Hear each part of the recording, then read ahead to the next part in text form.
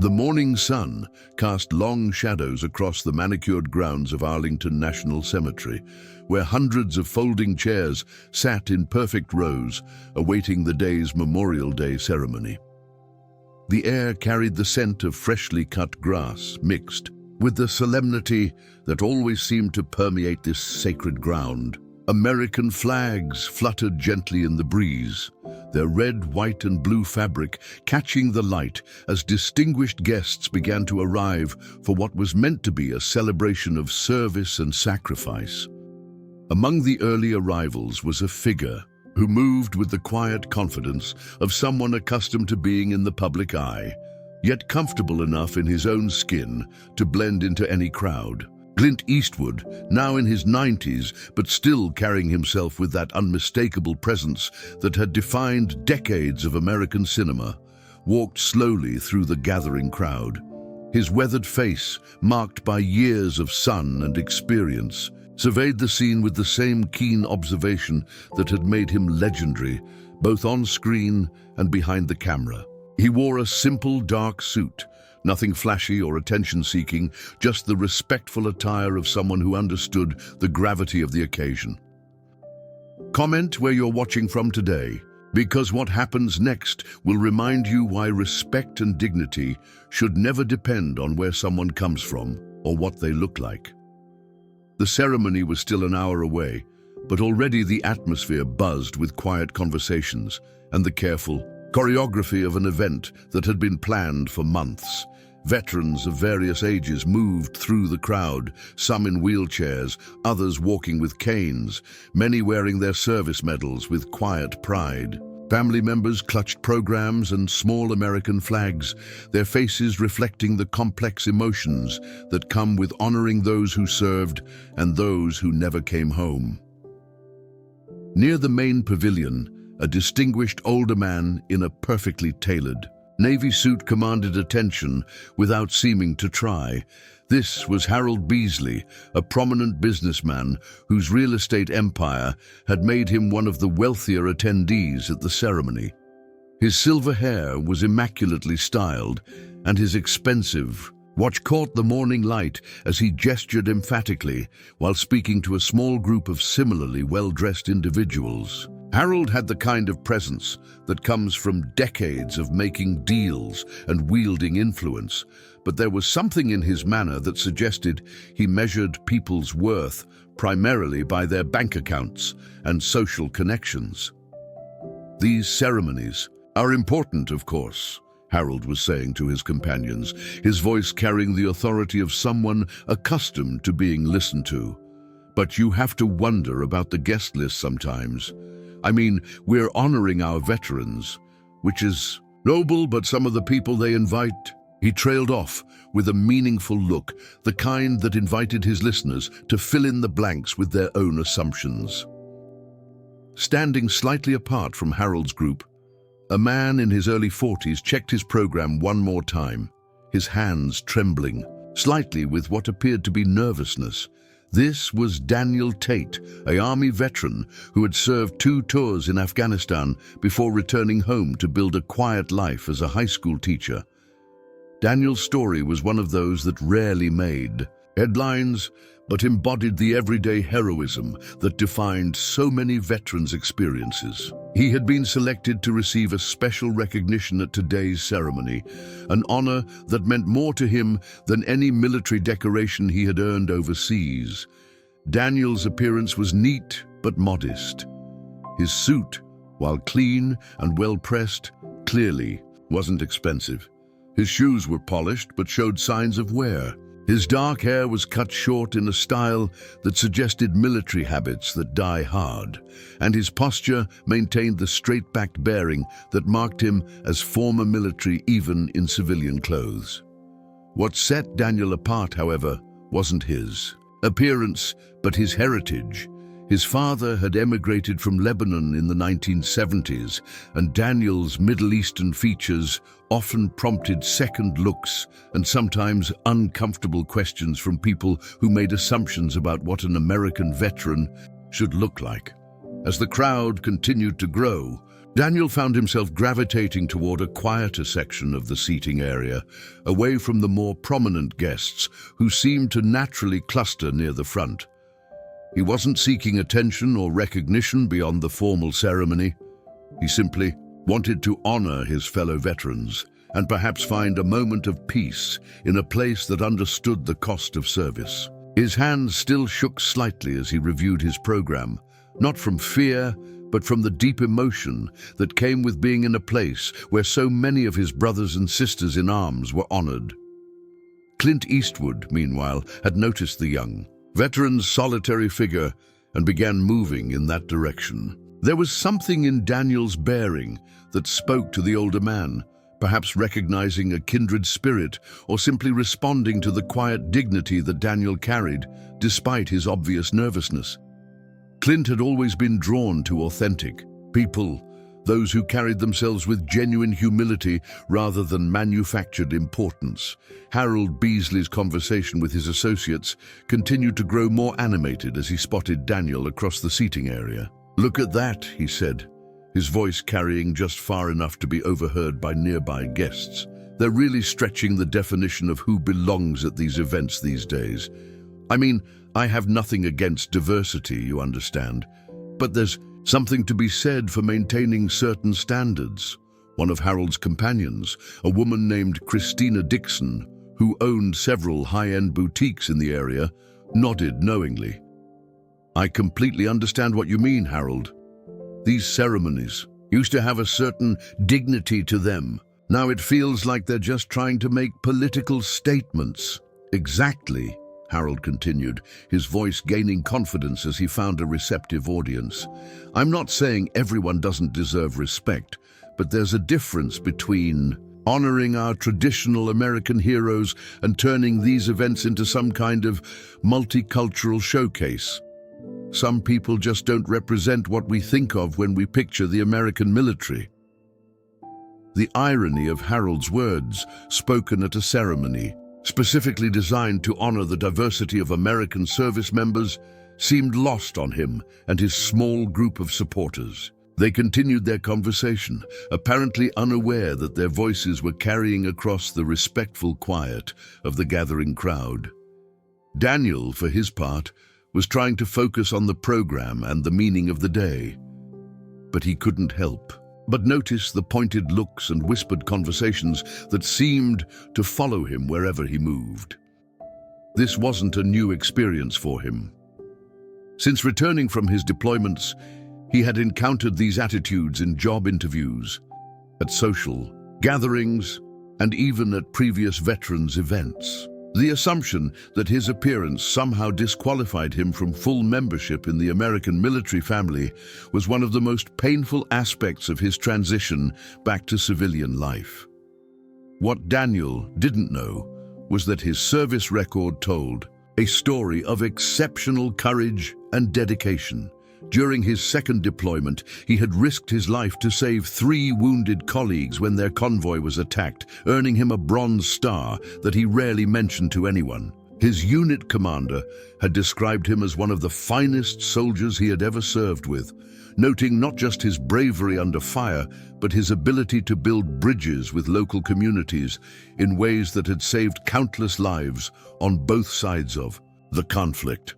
Clint Eastwood had now positioned himself close enough to observe the dynamic playing out between Harold's group and the young veteran they were discussing with such casual dismissal. The legendary actor and director had spent decades portraying characters who stood up for the underdog and challenged those who abused their power or privilege. But this wasn't a movie set, and the prejudice and disrespect he was witnessing were all too real. As the ceremony's start time approached, the crowd began settling into their assigned seats. Daniel found himself in a section reserved for the veterans being honored, while Harold and his associates were seated in what was clearly designated as a VIP area near the front. The physical separation seemed to reinforce the social divisions that Harold had been so keen to articulate. The morning sun was growing stronger, and the flags surrounding the ceremony site moved more briskly in the increasing breeze. Veterans of all ages, from Korean War survivors in their 80s to recent returnees from Iraq and Afghanistan, took their places with the quiet dignity that marked those who had answered their country's call to service. Many bore the visible and invisible scars of their experiences, but all carried themselves with the pride that comes from having served something larger than themselves. Harold's voice carried across the seating area once more as he made what he clearly thought was a witty observation to his companions. "I just hope when they call up the honorees, they can pronounce all the names correctly. Some of these foreign names are quite a mouthful for us regular Americans." The comment drew nervous chuckles from his immediate circle, but several other guests turned to look at Harold with expressions ranging from confusion to disapproval. The multicultural nature of American military service was not exactly a secret, and Harold's comments seemed increasingly out of place in a setting specifically designed to honor that diversity. Daniel heard the comment and felt the familiar tightness in his chest that came with being reduced to his ethnicity rather than recognized for his service. His surname, Tate, had been his mother's maiden name, which he had legally adopted after his father's death, but his appearance still prompted assumptions and questions that his fellow veterans rarely faced. He had learned to navigate these situations with patience and dignity, but it never stopped hurting. Clint Eastwood's expression had grown increasingly stern as he listened to Harold's ongoing commentary. The older man had lived through enough of American history to recognize the familiar pattern of exclusion and othering that Harold was demonstrating. He had seen how these attitudes played out in Hollywood, in politics, and in everyday American life, and he had long ago decided that silence in the face of such behavior was its own form of complicity.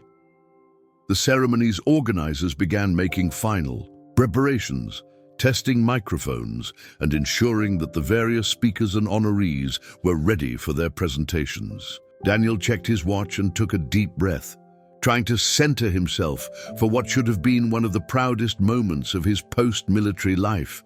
Instead, he found himself wondering if he truly belonged in this gathering of Americans, honoring their veterans. Harold, meanwhile, seemed to be warming to his theme, his voice growing more confident as he continued to hold court with his associates. "Don't get me wrong," he said. "I support our troops 100%. But there's something to be said for maintaining the traditions and values that made this country great.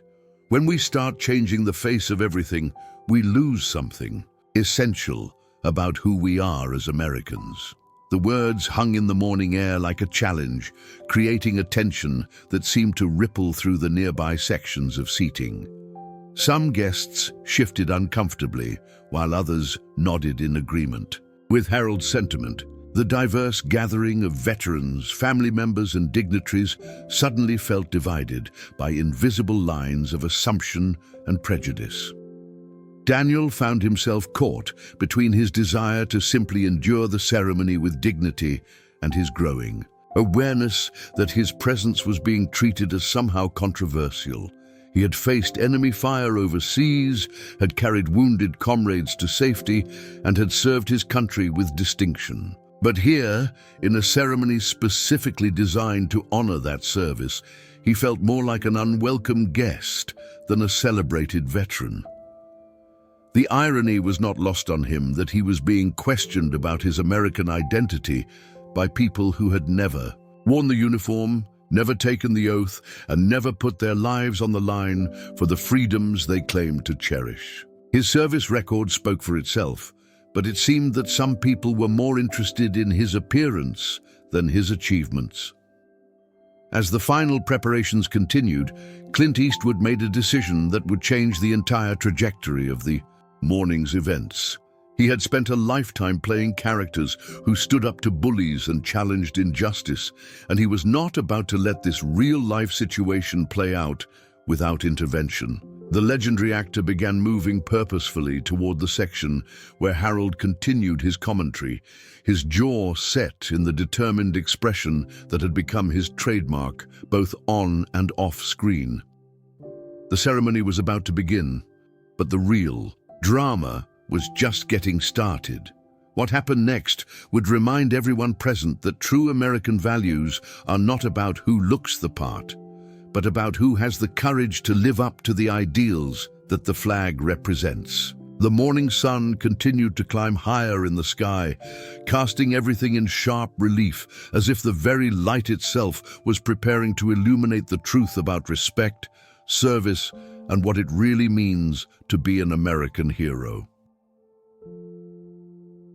The ceremony's opening notes began to sound across Arlington National Cemetery as a military honor guard presented the colors, their crisp movements synchronized with the precision that only comes from countless hours of practice.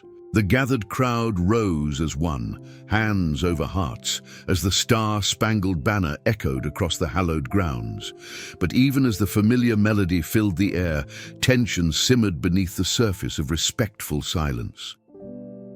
Clint Eastwood had positioned himself strategically close enough to Harold Beasley's group to observe their continued commentary while maintaining a clear view of Daniel Tate, the young veteran who had become the unwitting target of their prejudiced assumptions. The legendary actor's weathered face remained impassive, but those who knew him well would have recognized the subtle tightening around his eyes that indicated his growing displeasure with what he was witnessing.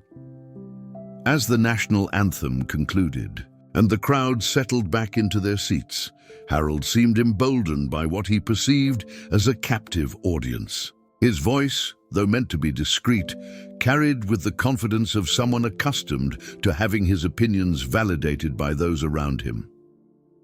"You know," Harold continued to his companions, gesturing subtly toward Daniel's section, "I've been coming to these ceremonies for 15 years, ever since my company started sponsoring the Memorial Fund. There was a time when you could look around and see exactly what American military strength looked like. Strong, traditional values, people who looked like they belonged in Norman Rockwell, paintings of American heroes." Christina Dixon nodded, emphatically, her perfectly manicured hand adjusting her pearl necklace as she spoke. "Harold, you're absolutely right. My late husband served in Vietnam, and he would be shocked to see how these events have changed. There's something to be said for maintaining certain standards of representation." A third member of their group, a portly man in an expensive suit named Alan Johnson, who owned several car dealerships in the area, chimed in with what he clearly thought was insight. "It's not about being exclusionary, it's about authenticity. When foreign-looking people receive these honors, it sends mixed messages about what we're actually celebrating. Are we honoring American military tradition, or are we making political statements about diversity?" The conversation was beginning to attract attention from nearby guests, some of whom shifted uncomfortably in their seats, while others leaned in with apparent interest. The ceremony's formal program was proceeding on stage, but a secondary drama was unfolding in the audience that threatened to overshadow the intended solemnity of the occasion. Daniel, meanwhile, was trying to focus on the speakers and the meaning of the day, but the pointed looks and whispered conversations seemed to follow him wherever he turned his attention. He had experienced this kind of scrutiny before, but it felt particularly painful in a setting that was supposed to celebrate his service and sacrifice. His hands, which had remained steady under enemy fire in Afghanistan, trembled slightly as he gripped his program. What made the situation even more difficult for Daniel was the knowledge that his recognition today was not just ceremonial. He was being honored specifically for actions that had saved American lives and advanced American interests in one of the most dangerous regions of the world. His unit had been tasked with building relationships with local tribal leaders, work that required not only courage but cultural sensitivity and language skills that his background had uniquely prepared him for. During his second deployment, Daniel had served as a liaison between his unit and Afghan tribal councils, using his knowledge of Arabic and cultural understanding to navigate complex negotiations that had prevented several potential conflicts. His commanding officer had noted in his evaluation that Daniel's ability to build trust across cultural lines had been instrumental in securing cooperation that had saved countless American and Afghan lives. But none of that seemed to matter to Harold and his associates, who continued their commentary with increasing boldness as the ceremony progressed. Their focus had shifted from general observations about the changing nature of military ceremonies to more specific critiques of individual honorees, with Daniel clearly serving as their primary example. "Look at him," Harold said, his voice dropping to what he thought was a confidential whisper, but which carried clearly to the surrounding seats. "Nervous as anything, probably worried someone's going to ask him real questions about his service. These diversity picks often can't handle the scrutiny when it comes to actual military accomplishments." The comment was both cruel and factually baseless, but it reflected assumptions that Harold had apparently been carrying for some time. His view of American military service seemed frozen in a particular historical moment, unable to adapt to the reality of a military that had always been more diverse than popular imagination suggested, but which was now more openly celebrating that diversity. Clint Eastwood had heard enough. The legendary actor rose from his seat with the deliberate movement of someone who had made a decision and intended to follow through on it. His approach toward Harold's group was unhurried but purposeful, the walk of a man who had faced down countless adversaries, both on screen and in real life. Several guests noticed Clint's movement and began to whisper among themselves, recognizing the iconic figure but uncertain about his intentions. The actor's reputation for straight-talking and moral clarity was well known, and his approach toward what was clearly becoming a confrontational situation added a new layer of tension to the already charged atmosphere. Harold, absorbed in his conversation and emboldened by what he perceived as agreement from his companions, continued his critique without initially noticing the approaching figure. "The problem is," he said, his voice gaining volume, "when we start handing out these honors to people who don't represent traditional American values, we dilute the meaning of military service itself. Some people are just naturally more suited to be American heroes than others. Is that so?" The voice that interrupted Harold's monologue was unmistakable, carrying the gravelly authority that had become Clint Eastwood's trademark. The businessman looked up startled to find himself face to face with one of America's most recognizable figures. Harold's first reaction was excitement rather than concern. "Mr. Eastwood, what an honor to meet you. I'm Harold Beasley, Development Corporation. I've been a huge fan of your work for decades. Your movies really capture what America used to be about." Clint's expression remained neutral, his pale blue eyes studying Harold with the same intensity he had brought to countless movie roles. "And what exactly do you think America used to be about, Mr. Beasley?" The question, delivered in Clint's characteristic measured tone, contained layers of meaning that Harold seemed initially unable to grasp. Still starstruck by the encounter, Harold launched into what he clearly thought would be a bonding conversation with someone he assumed shared his worldview. "Well, you know, the traditional values. Strong, patriotic Americans who looked the part, people who embodied the kind of heroism you portrayed in your films, not like some of the people they're honoring today."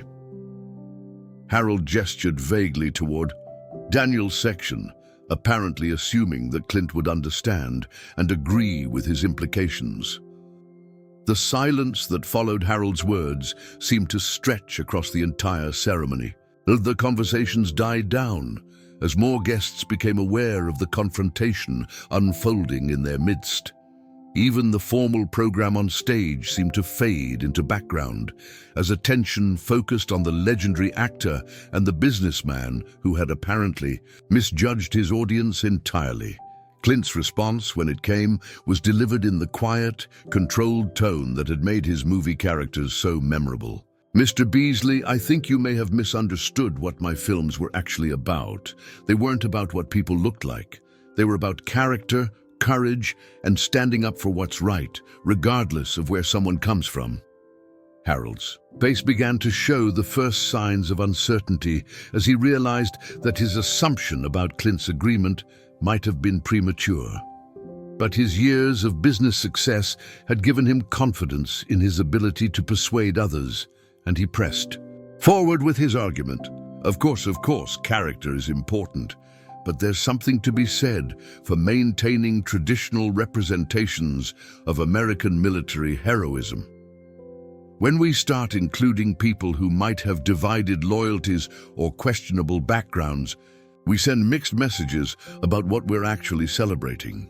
The words hung in the air like an accusation, and several nearby guests audibly gasped at the implication that any veteran's loyalty might be questioned based on their appearance or ethnicity.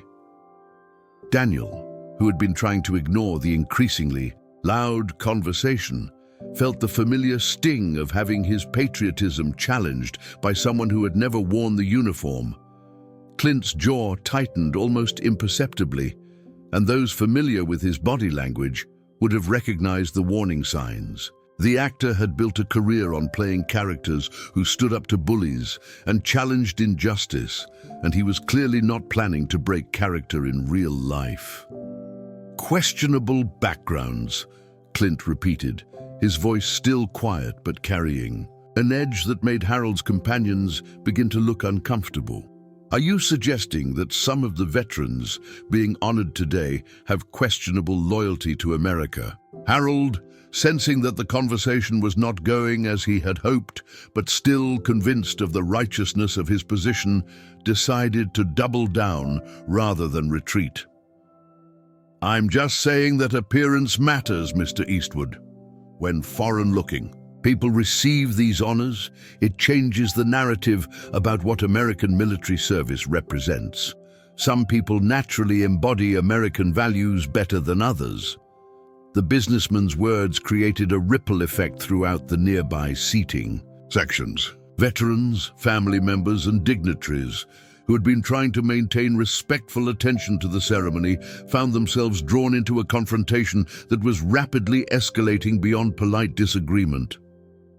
Daniel, despite his efforts to remain focused on the formal program, couldn't help but overhear Harold's increasingly specific criticisms. The young veteran's military training had taught him discipline and emotional control, but hearing his loyalty questioned in such a public forum tested those limits. His hands clenched involuntarily as he struggled to maintain his composure in a situation that seemed designed to undermine everything he had sacrificed for his country. Christina Dixon, sensing the shifting mood of the conversation, attempted to provide Harold with support while maintaining what she thought was plausible deniability. "Harold isn't saying anything against diversity, Mr. Eastwood.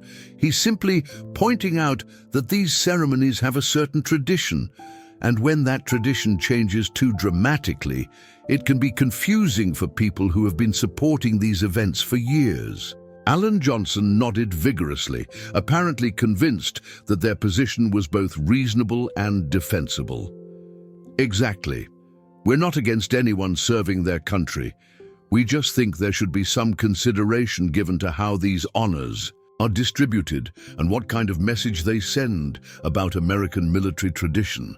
The two men's attempts to moderate Harold's position while maintaining its essential premise only served to highlight the fundamental prejudice underlying their concerns. Their focus on tradition and representation barely concealed assumptions about who deserved to be considered authentically American and who had earned the right to be celebrated as an American hero. Clint listened to these elaborations with the same measured attention he had given Harold's original comments, but his expression had grown increasingly stern. The actor had lived through enough of American history to recognize the familiar patterns of exclusion being dressed up in more palatable language, and he was clearly not inclined to let such attitudes pass unchallenged. "Let me make sure I understand your position," Clint said, his voice remaining controlled but carrying an unmistakable note of challenge. "You believe that some Americans who have served their country in uniform are less deserving of recognition than others, based on what they looked like rather than what they've done?" The question cut through the euphemisms and qualifications that Harold and his companions had been using, exposing the core prejudice that motivated their objections. The directness of Clint's challenge left little room for the kind of diplomatic language that might have allowed them to maintain their position while avoiding its obvious implications. Harold's face reddened as he realized that his assumptions about Clint's agreement had been not just wrong, but spectacularly misjudged. The businessman found himself in the uncomfortable position of having to either back down from views he had expressed with confidence or defend positions that sounded increasingly indefensible when stated plainly. The ceremony continued on stage, but the real drama was unfolding in the audience, where one of America's most recognizable figures was confronting prejudice and challenging assumptions that many had thought were safely hidden behind polite language and social conventions. What happened next would determine not just the outcome of this particular confrontation, but the tone and meaning of the entire Memorial Day ceremony. The tension that had been building around Harold Beasley's group had now captured the attention of a significant portion of the ceremony's attendees. Veterans, military families, and dignitaries found themselves witnessing a confrontation that seemed to crystallize larger questions about American identity, military service, and who deserved recognition as a national hero. The formal program continued on stage, but many guests were now dividing their attention between the scheduled speakers and the unfolding drama in the audience. Harold, realizing that his conversation with Clint Eastwood was not proceeding as he had anticipated, attempted to regain control of the narrative while maintaining his essential position.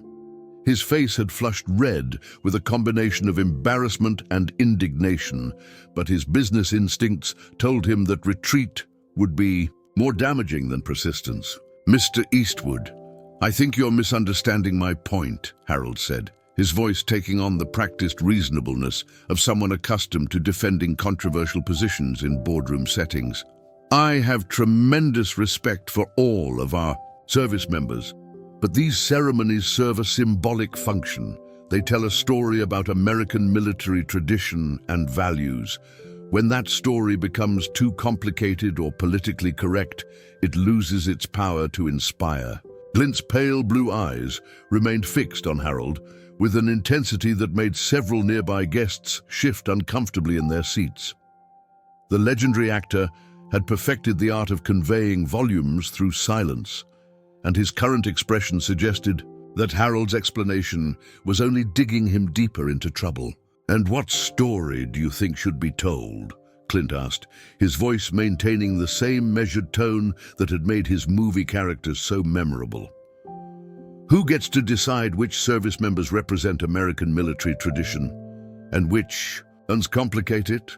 The question exposed the fundamental weakness in Harold's position by forcing him to articulate criteria that would inevitably reveal the prejudiced assumptions underlying his concerns. The businessman found himself caught between the need to defend his views and the growing realization that those views might not sound as reasonable when stated explicitly. Meanwhile, Daniel Tate continued to struggle with his own response to the increasingly public debate about his worthiness to receive recognition. The young veteran had spent years building emotional resilience in the face of similar challenges, but hearing his service questioned in such a public forum tested those defenses.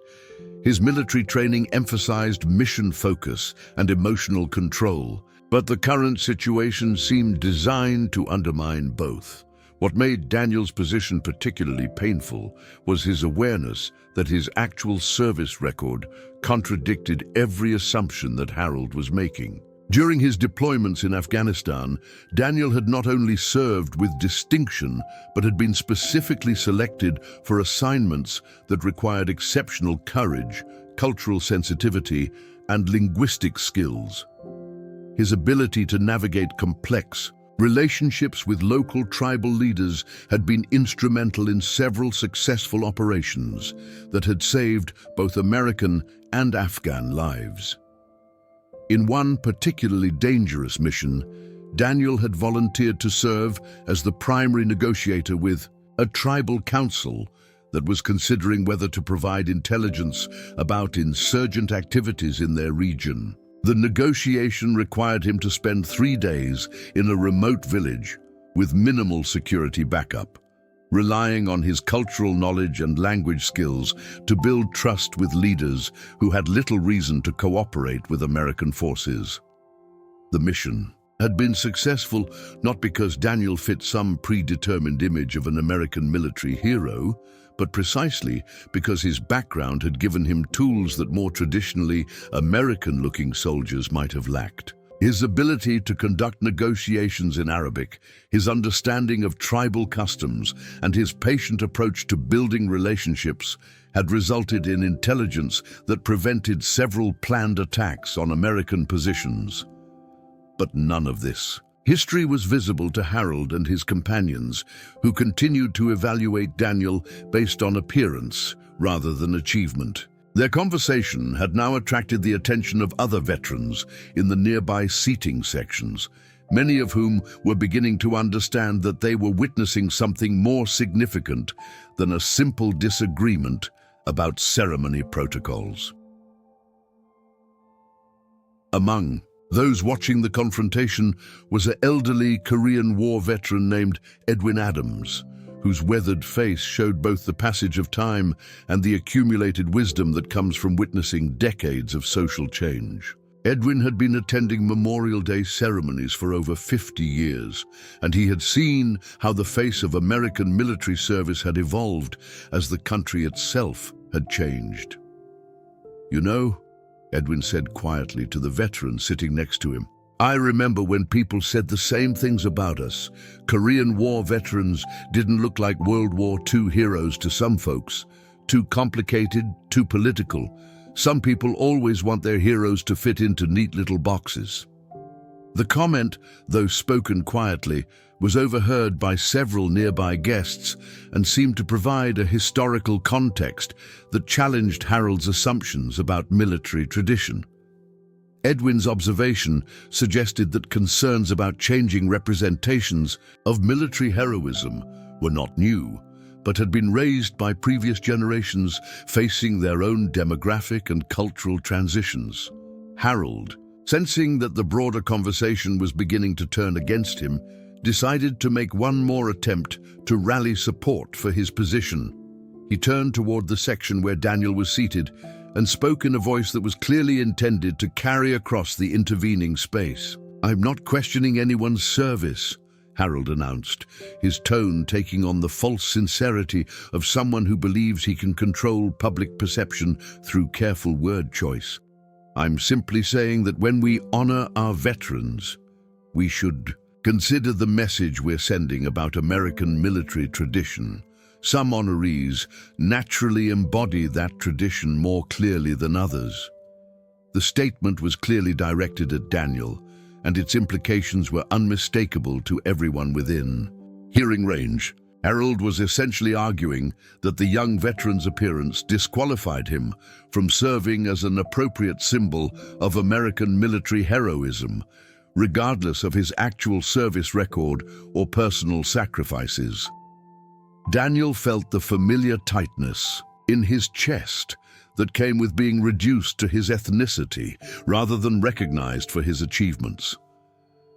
But this time, instead of the usual isolation that accompanied such experiences, he became aware that other people were watching the situation, with apparent concern and disapproval of Harold's comments.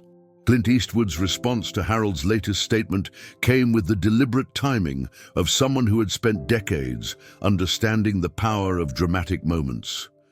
The legendary actor rose from his seat and began walking toward Daniel's section, his movement creating a ripple of attention throughout the nearby seating areas. "Mr. Beasley," Clint said, his voice carrying clearly across the ceremony grounds, "I think there's someone you should meet before you continue making assumptions about who embodies American military tradition."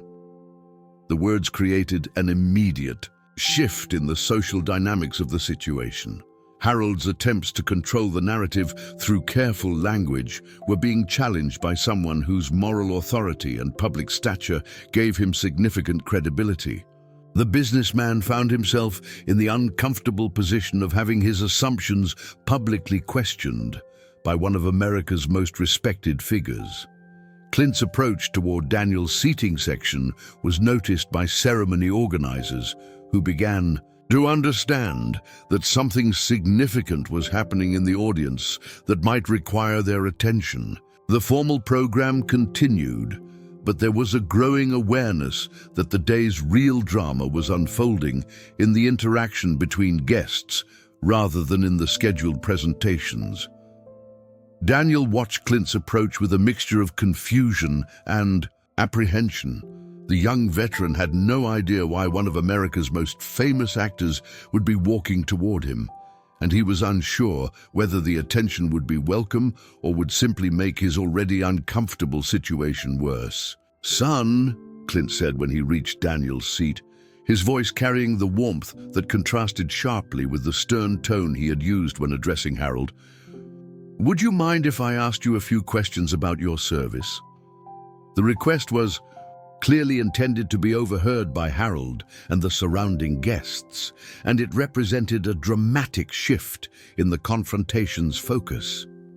Instead of allowing Harold to continue making abstract arguments about representation and tradition, Clint was proposing to examine the actual facts of Daniel's military record. Daniel, trained to respond to direct questions from authority figures, straightened in his seat and nodded respectfully. "Of course, sir. What would you like to know?" The response revealed the automatic deference that marked Daniel as former military, but it also demonstrated the composure and articulation that contradicted Harold's assumptions about his qualifications for recognition. Daniel's bearing and speech patterns clearly indicated someone with significant education and leadership experience, challenging the stereotypes that had motivated Harold's objections. "What was your unit in Afghanistan?" Clint asked, his question delivered in a conversational tone that nonetheless carried across the surrounding seating areas. "2nd Battalion, 75th Ranger Regiment, sir," Daniel replied, his voice carrying the pride that came with having served in one of the Army's most elite units. "I completed 2 deployments, primarily focused on liaison work with local tribal councils." The information hit Harold's group like a physical blow. The 75th Ranger Regiment was widely recognized as one of the most selective and demanding units in the American military, with acceptance rates that made Harvard admissions look generous. Daniel's service with the Rangers immediately established credentials that contradicted every assumption Harold had made about his qualifications. Christina Dixon's face showed the first signs of real uncertainty as she began to realize that their target for criticism might not fit the profile they had assumed. Alan Johnson shifted uncomfortably in his seat, apparently beginning to understand that their conversation might have been based on fundamentally incorrect assumptions. But Harold, despite the evidence that his assumptions were being systematically dismantled, seemed unable to change course. His investment in his original position had become too significant to abandon, and his response revealed the kind of stubborn prejudice that resists correction, even in the face of contradictory evidence. "Well," Harold said, his voice taking on a defensive tone, "anyone can claim to have served in elite units. The real question is what kind of work they actually did, and whether they truly understood what they were fighting for." The comment represented a desperate attempt to maintain his position by moving the goalposts of his criticism. Having been proven wrong about Daniel's qualifications, Harold was now questioning his understanding and commitment, revealing the underlying prejudice that no amount of evidence would likely satisfy. Clint's expression darkened at Harold's response, and several nearby veterans audibly groaned at what they recognized as a particularly offensive form of service. Questioning the suggestion that a decorated Ranger veteran might not understand what he was fighting for crossed lines that even Harold's supporters found difficult to defend. "Mr. Beasley," Clint said, his voice taking on the edge that had made his movie villains so memorable, "I think you're about to learn something about making assumptions. Daniel, would you mind telling us about the Bronze Star you received during your second deployment?" The question revealed that Clint had somehow acquired knowledge about Daniel's service record that went beyond what was publicly available, suggesting that the legendary actor had done research or had access to information that Harold lacked. The mention of a Bronze Star immediately established Daniel's credentials at a level that made Harold's questioning appear not just wrong, but offensively ignorant. Daniel's face showed surprise at Clint's knowledge of his decoration, but he responded with the factual precision that marked his military training. "Sir, I received the Bronze Star for actions during a convoy attack where several members of our unit were wounded. I was able to help evacuate the casualties and coordinate the response until additional support arrived." The modest description, typical of military personnel, actually understated what had been an act of exceptional courage under fire, but it provided enough detail to establish that Daniel's recognition was based on combat heroism rather than administrative achievement. Harold's attempts to question Daniel's qualifications were being systematically destroyed by facts that revealed the businessman's complete ignorance of the veteran's actual record. The confrontation had now reached a point where Harold's position was becoming indefensible, but his psychological investment in his original assumptions seemed to prevent him from acknowledging his mistake. What happened next would determine whether the businessman would find a way to gracefully retreat from his untenable position or would continue to double down in the face of overwhelming contrary evidence. The moment had arrived when Harold Beasley could no longer ignore the complete collapse of his assumptions about Daniel Tate. The businessman found himself in the nightmare scenario that every person who makes public pronouncements based on prejudice rather than facts eventually faces, being confronted with undeniable evidence that their entire worldview was not just wrong, but offensively so. The Bronze Star revelation had created a ripple effect throughout the nearby seating sections as word spread about the decorated Ranger, a veteran who had been subjected to Harold's disparaging comments. Veterans who had initially been focused on the formal ceremony began turning their attention to the unfolding confrontation, many with expressions that suggested Harold was about to face consequences he had not anticipated. Edwin Adams, the Korean War veteran who had earlier commented on the cyclical nature of such prejudices, decided that the moment called for more direct intervention. Rising slowly from his seat with the deliberate movement of someone whose age commanded automatic respect, Edwin approached the group surrounding Clint and Daniel. "Son," Edwin said, addressing Daniel with the warmth that elder veterans often showed to younger ones, "I served in Korea with men who looked like they came from every corner of the world. Italian names, Polish names, Mexican names, names I couldn't even pronounce. The enemy didn't care what we looked like when we were bleeding together in foxholes." The comment provided historical context that demolished Harold's arguments about traditional American military representation. Edwin's presence also demonstrated that Daniel had allies among the veteran community who understood that military service created bonds that transcended the superficial differences that Harold found so important. Harold, sensing that the situation was spiraling beyond his control, made one final attempt to salvage his position while maintaining what he hoped was plausible deniability about his motivations. His face had now turned a deeper shade of red, and his voice carried the strained quality of someone trying to project confidence while feeling increasingly cornered. "Look, I think there's been a misunderstanding here," Harold said, his tone taking on the false reasonableness of someone attempting damage control. "I never questioned anyone's service record. I was simply making observations about the symbolic aspects of these ceremonies and how they've changed over the years. The attempt at revisionism might have worked in a different setting, but Harold had made his comments in front of too many witnesses who had heard exactly what he had said and understood precisely what he had meant. His effort to reframe his position as scholarly observation rather than personal prejudice convinced no one and only highlighted his unwillingness to take responsibility for his words. Clint Eastwood's response came with the timing and delivery that had made him legendary in both movies and real life. The actor had spent decades portraying characters who confronted exactly this kind of moral cowardice, and he was clearly not inclined to let Harold escape the consequences of his choices.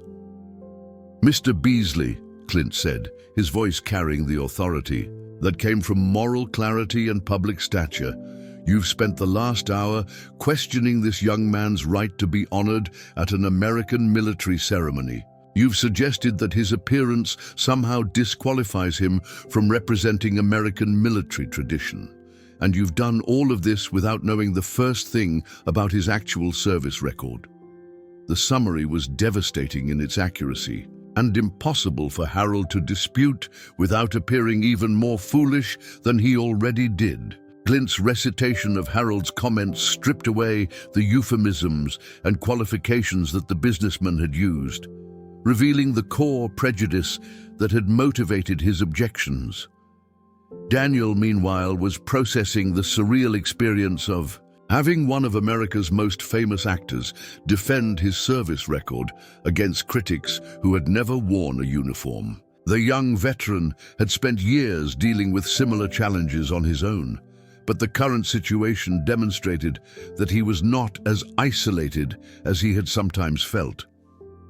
The ceremony's formal program continued on stage, but it was becoming clear that the real meaning of the day was being determined by the confrontation unfolding in the audience. The scheduled speakers were addressing themes of service, sacrifice, and national unity, but those themes were being tested in real time by the interaction between Harold and the veterans he had chosen to criticize, Christina Dixon and Alan Johnson, Harold's companions who had initially supported his position, were now looking for ways to distance themselves from a conversation that had clearly gone too far. Their attempts to moderate Harold's comments while maintaining their essential agreement with his views had trapped them in an association they no longer wanted to maintain. "Harold," Christina said quietly, "maybe we should focus on the ceremony itself rather than continuing this discussion." The suggestion represented an attempt to provide Harold with an exit strategy, but it came too late to prevent the broader consequences of his choices. Too many people had heard his comments, and the contrast between his assumptions and Daniel's actual record had created a dynamic that could not be easily dismissed or forgotten. Alan Johnson, sensing the shifting social dynamics, attempted his own form of damage control. "I think there may have been some miscommunication here. We certainly didn't mean to question anyone's patriotism or service. But the attempted retreat only highlighted the cowardice that often accompanies prejudice when it faces consequences." The two business associates who had eagerly supported Harold's views when they seemed safe were now abandoning him when those views proved costly, revealing the opportunistic nature of their agreement. Harold, realizing that he was being abandoned by his supporters and facing increasing isolation, made the psychological decision that would define the rest of the confrontation. Instead of acknowledging his mistakes and apologizing for his assumptions, he chose to double down with the desperate anger of someone who refuses to admit error. "Fine," Harold said, his voice rising to a level that was clearly audible throughout the surrounding seating sections. If we're going to have this conversation publicly, let's be honest about what's really happening here. These ceremonies used to honor traditional American military heroes. Now, they're being used to make political statements about diversity and inclusion. The outburst confirmed what many observers had already understood, that Harold's objections were fundamentally about race and ethnicity rather than military tradition or ceremony protocols. His reference to traditional American military heroes made explicit the exclusionary vision that had motivated his comments from the beginning. The reaction from the surrounding veterans was immediate and unmistakable. Several rose from their seats with expressions that suggested Harold had crossed a line that could not be uncrossed. The businessman had not only insulted a decorated veteran, but had revealed assumptions about American military service that were offensive to anyone who understood the actual history and diversity of that service. Clint's response came with the controlled fury that had made his movie characters so compelling when confronting injustice. The legendary actor had clearly reached the limit of his patience with Harold's willful ignorance and moral cowardice. "Mr. Beasley," Clint said, his voice carrying across the ceremony grounds with unmistakable authority, "you've made it clear that you believe some Americans are more qualified than others to represent military heroism based on what they look like rather than what they've done. You've questioned the loyalty and authenticity of a decorated Ranger veteran who has bled for this country. And you've done all of this while hiding behind euphemisms about tradition and representation." The summary was comprehensive and damning, stripping away any remaining pretense that Harold's position was based on anything other than prejudice. Clint's willingness to confront such attitudes publicly was creating a moment that would be remembered long after the formal ceremony had ended. Daniel, despite his training in emotional control, found himself struggling with the intensity of the moment. The public nature of the confrontation was both validating and overwhelming, providing recognition of his service while also highlighting the challenges he had faced throughout his military and civilian careers. "Sir," Daniel said, addressing Clint with the respect that his military training demanded, "I appreciate your support, but I don't want to create more disruption to the ceremony. These events are supposed to honor all veterans, and I don't want my presence to become a distraction from that purpose." The response revealed the character and priorities that had made Daniel an effective military leader and a respected member of his community. Even when facing public criticism of his worthiness for recognition, his primary concern was for the broader purpose of the ceremony and the other veterans being honored. But Clint was not prepared to let the moment pass without ensuring that its lessons were clearly understood by everyone present. The legendary actor had built a career on portraying characters who stood up for justice and challenged those who abused their power or privilege, and he was not about to abandon those principles in a real-life situation that demanded moral courage. "Son," Clint said, his voice carrying both warmth toward Daniel and steel toward Harold, "your presence here isn't a distraction from honoring veterans. You are a veteran being honored, and anyone who suggests otherwise is the one creating disruption to what this day is supposed to represent." The words created a moment of clarity that seemed to settle the entire confrontation. Clint had articulated what many observers had been thinking, that Harold's comments were the actual disruption to the ceremony's purpose, while Daniel's presence embodied exactly what Memorial Day was meant to celebrate. The ceremony organizers, who had been watching the situation with growing concern, now approached the group with the diplomatic skills that come from managing public events. Their arrival signaled that the informal confrontation was about to transition into something more official, with potential consequences that Harold might not have anticipated. "Gentlemen," said the lead organizer, a retired military officer whose bearing commanded immediate respect, we need to ensure that today's ceremony maintains the dignity and respect that our honored veterans deserve.